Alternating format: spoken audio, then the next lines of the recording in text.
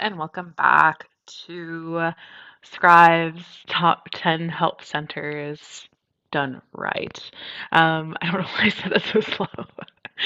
Today we are on number 2, which is Zendesk. Nope, Zapier. Another Z.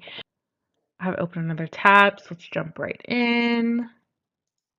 Amazing. So automatically we know Zendesk. Why? One, URL again, I can see it, you cannot. HC-EN-US,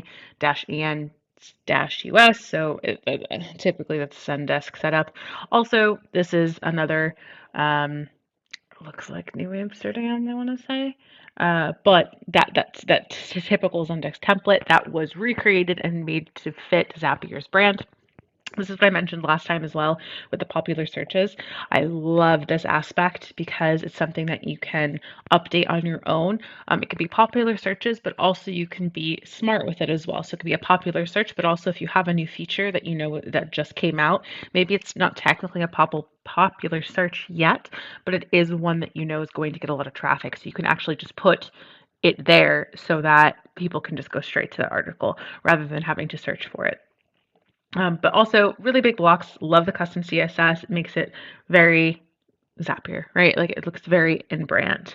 Let's go through a little bit more, see if anything sticks out. Yeah, very clean overall. Love like the simplicity of it. There's nothing crazy. There's nothing popping out at you. Okay, so these are the category pages. Recap, Zendesk has landing page, then you have the category page, you have a section category page, a section page, and then the article page. This is custom. I am a little overwhelmed, especially this is the Zaps. So this is the basic explaining what Zaps are, how to use Zaps, the different built-in tools. There seems like a lot there, and I wouldn't really know where to start. So there probably is a way that you can kind of organize it. Yeah, you can keep scrolling or organize this a bit to make it a bit easier to go through and see what you need. Also, the other thing to keep in mind is not a lot of people are navigating this way, right? A lot of the times you're just going to use the search bar. So rather than trying to go to Zap and then finding out what is a Zap, I would probably just type in the search bar, what is a Zap?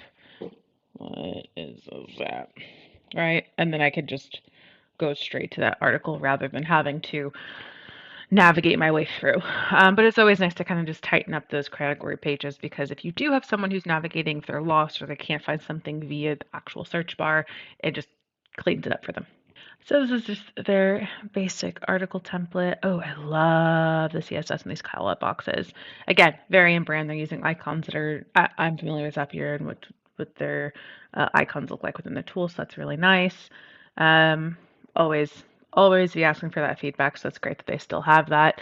Looks like they use, it's Wistia, so that's amazing.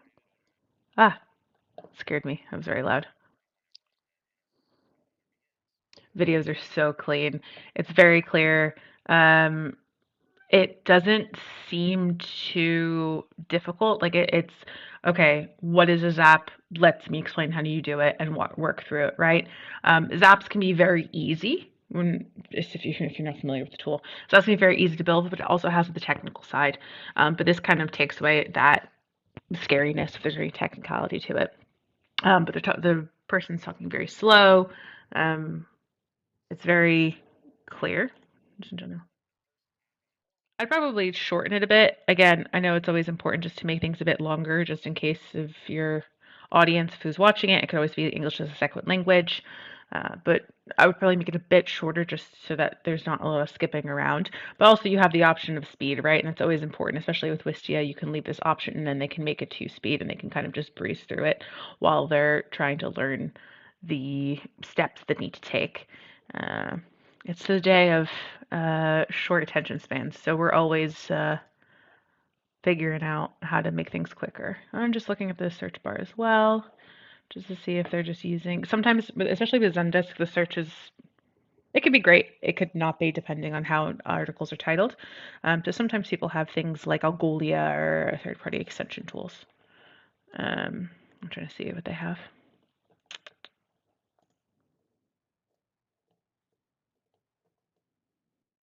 Yeah, I found a note.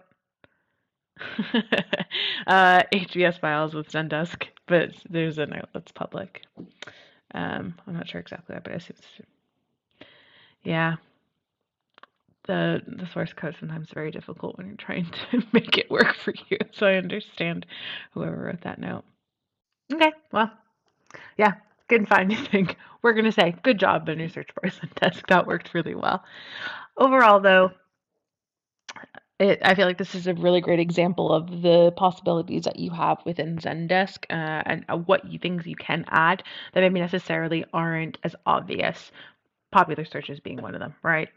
This isn't something that usually comes up a lot, so it's nice to see examples of this and how it can be used for an advantage of whether it's actually showing popular searches or preemptively figuring out what is going to be a popular search in order to help navigate for your audience.